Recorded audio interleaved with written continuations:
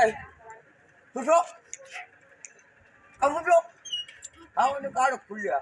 Na ɗauka zan kulle ƙofar ne kawai. Ina su zuwa. Gami. To yau ba zan dawo ba gida. Ya?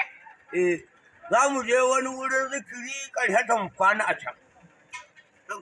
In ka je ka bace ba. Bata? Ni da kai wa haifi wani. Kai ne, amma wanda yanzu na fi kawai yau. Ka fi ni wayo. To dai za ni gurin zikiri. Kana ji? Idan ka ga dare ya yi, ka kulle gidan. Ka ji ko? Ka kulle. Ka ji abin da na ce? Na ji mana. In dare ya yi ka yi me? In dare ya yi, in sa kwaɗo. A'a ba kwaɗo ba, ka sa sakata. Sakata? In dare ya yi ka sa me? Sakata. To sai na dawo. Kar fa ka fito yawo. Kar ka fito yawo. Ko na fita ai ba zan ɓace ba ko? Kar dai ka fita.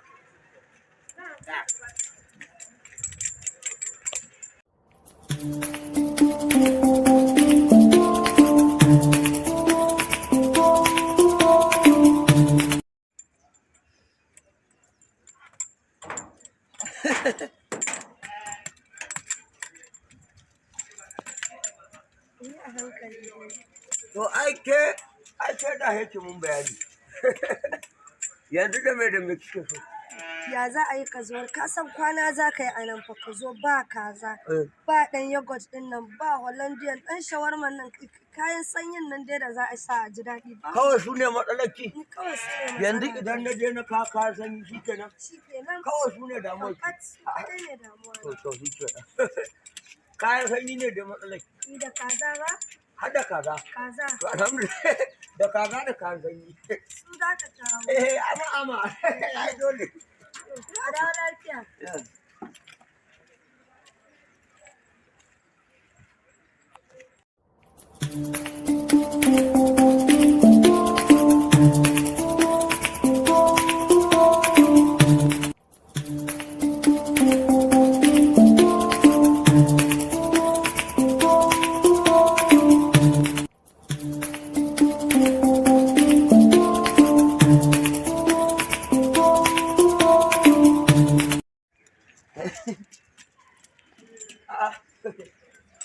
Rika shi.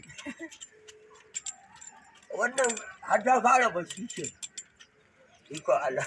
Haka ta an fara bacci. Salamu alaikum. Salamu alaikum.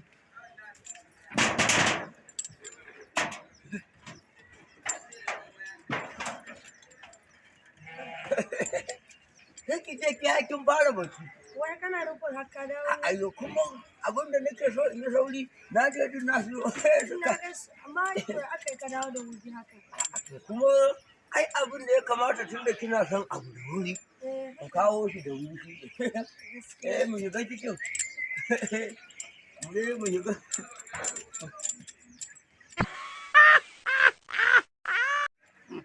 Kai. Kusuwa.